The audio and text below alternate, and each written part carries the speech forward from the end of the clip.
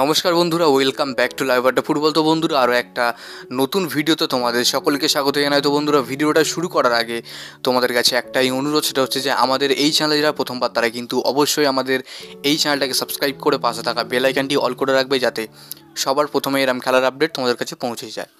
তো বন্ধুরা, এই ভিডিওতে তোমার কাছে 100টা লাইকের আশা রাখছি, তো আশা করি তোমরা 100টা লাইক কমপ্লিট করে দেবে।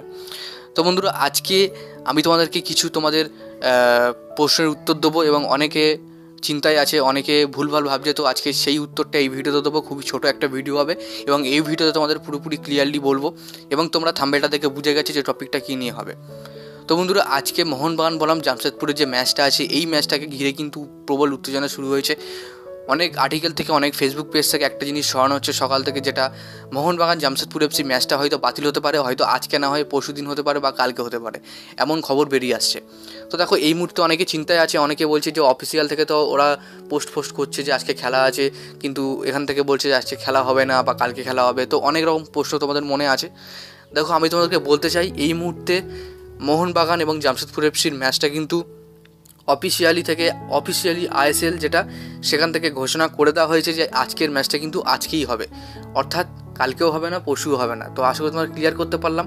এবং মোহনবাগান জামশেদপুরের এই সেমিফাইনাল লেগ ওয়ানের ম্যাচটা আমরা যে কালকে দেখেছি গোয়া এবং বিএফসির, তো গোয়া এবং ব্যাঙ্গালোর এফসির যে ম্যাচটা ছিল, সেখানে কিন্তু ব্যাঙ্গালোর এফসি 2 গোলে জিতেছে এবং গোয়া 2 গোলে হেরেছে। তো সেক্ষেত্রে ফার্স্ট লেগ ভালোভাবে হয়ে গেছে, এবং সেকেন্ড সেমিফাইনালের ফার্স্ট লেগ হবে, এবং এইটা কিন্তু কোনোরকম কোনো তারিখ বা সময় চেঞ্জ হবে না, যেরকম আছে সেরকমই হবে। এবং আইএসএল যদি চেঞ্জ করে, তাহলে কিন্তু আইএসএলের পরে উল্টে ক্ষতি হবে। তো সেক্ষেত্রে তারা কিন্তু কোনোরকম কোনো ডেট এবং টাইম চেঞ্জ করছে না। তো যাই হোক বন্ধুরা, আশা করি তোমরা বোঝাতে পারলাম। তো যদি ভিডিওটা ভালো লাগে, অবশ্যই লাইক করে দিও, আর আমাদের এই চ্যানেলে যদি প্রথমবারের জন্য হয়ে দাও, চ্যানেলটাকে সাবস্ক্রাইব করে পাশে থাকা বেল আইকনটি অল করে রাখবে। ধন্যবাদ।